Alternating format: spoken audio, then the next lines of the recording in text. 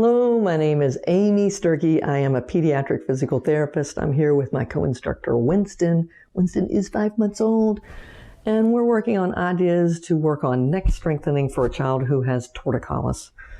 So when you have torticollis, it tends to be that you have asymmetrical head positioning. And you just want to work on overall strengthening of the head and neck, particularly when you're tilted side to side. So you can do it facing away, and I just have them leaned out a little bit, maybe 45 degrees, whoop, right there.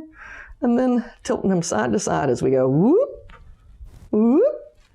And with Winston, we're seeing beautiful head riding both directions. When I tilt him to the left, his head goes uphill. When I tilt him to the right, his head goes uphill. Whoop. You can do it rocking like this, so he has to alternate back and forth between sides. And you're looking for symmetry, that he does about the same amount both ways. Or you can take him over and hold it. Take him over and hold it. The longer you hold it, the harder it is. The further you go, the harder it is. The further you go, the harder it is.